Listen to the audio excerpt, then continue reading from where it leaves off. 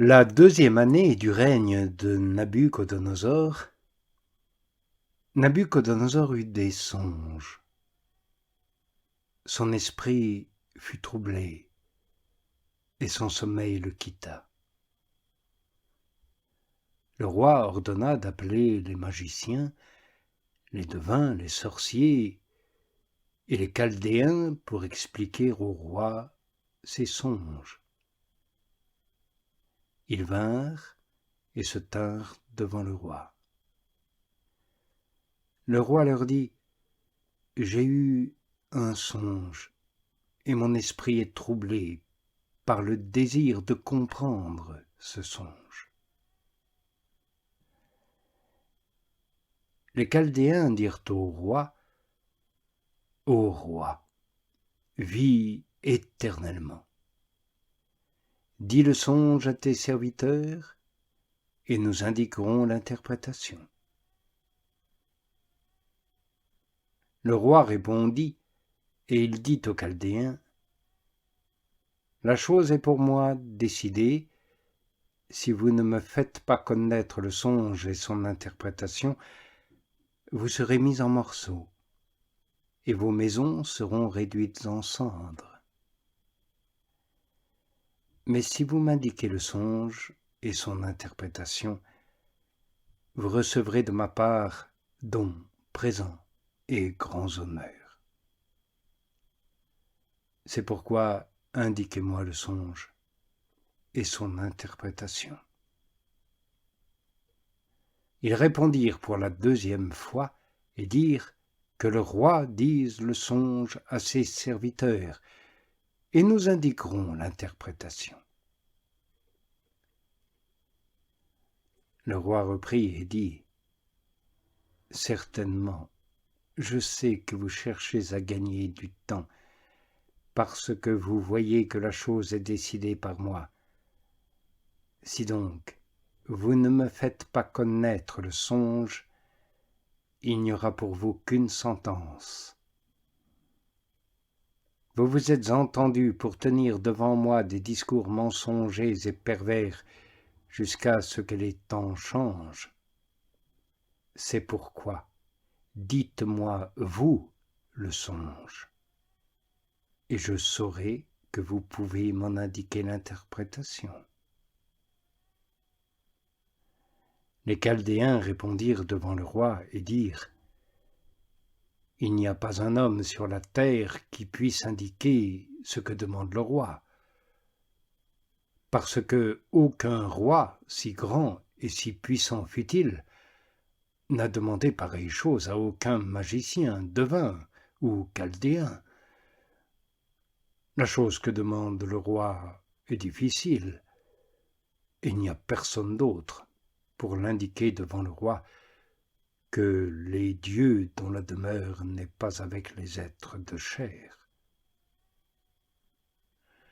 Sur quoi le roi entra en colère et grande irritation, et il ordonna de faire périr tous les sages de Babel. Le décret fut promulgué, et les sages allaient être tués. Et on alla chercher Daniel et ses compagnons pour les tuer aussi. Alors Daniel s'adressa avec prudence et finesse à Arioch, capitaine des gardes du roi, qui était sorti pour tuer les sages de Babel. Il prit la parole et dit à Arioch, commandant du roi : « Pourquoi ce décret est-il rendu si pressant de la part du roi ?» Alors Arioch fit connaître la chose à Daniel. Et Daniel alla prier le roi de lui accorder un moment pour indiquer l'interprétation au roi. Alors Daniel s'en alla dans sa maison et fit connaître la chose à Anania, Machaël et Azaria, ses compagnons, les engageant à implorer miséricorde de la part du Dieu du ciel au sujet de ce mystère, pour qu'on ne fît pas périr Daniel et ses compagnons avec le reste des sages de Babel. Et le mystère fut révélé à Daniel dans une vision de nuit. Lors Daniel bénit le Dieu du ciel. Daniel prit la parole et dit : « Béni soit le nom de Dieu, d'éternité en éternité, car la sagesse et la valeur lui appartiennent. C'est lui qui fait changer les temps et les moments, qui dépose les rois et établit les rois, qui donne la sagesse aux sages et la connaissance à ceux qui savent comprendre. C'est lui qui révèle ce qui est profond et caché, qui connaît ce qui est dans les ténèbres, et la lumière demeure avec lui. Oui, c'est toi, Dieu de mes pères, que je loue et glorifie, car tu m'as donné la sagesse et la valeur, et maintenant tu m'as fait connaître ce que nous t'avons demandé, puisque tu nous as fait connaître l'affaire du roi.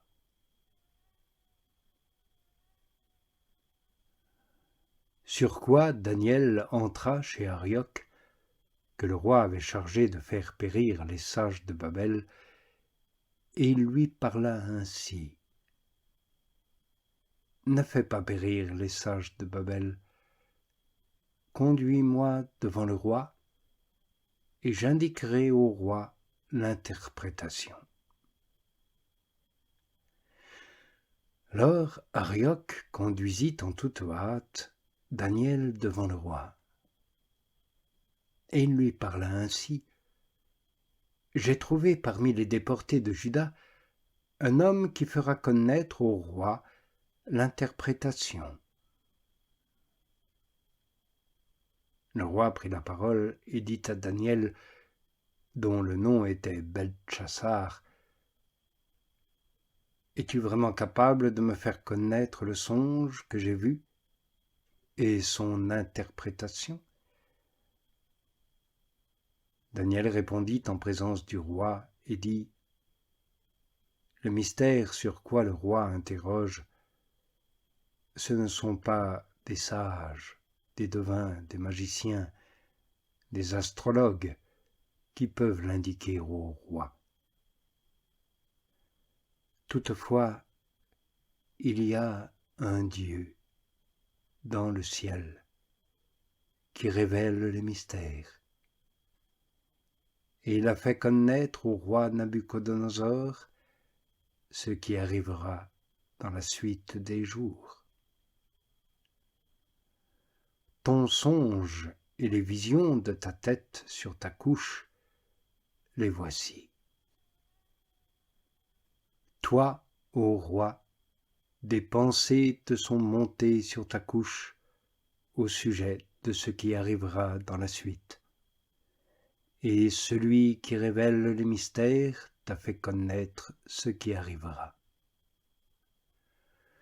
Pour moi, ce n'est pas à cause d'une sagesse qui serait en moi, plus qu'en tous les vivants, que ce mystère m'a été révélé, mais c'est afin qu'on fasse connaître au roi l'interprétation et que tu connaisses les pensées de ton cœur.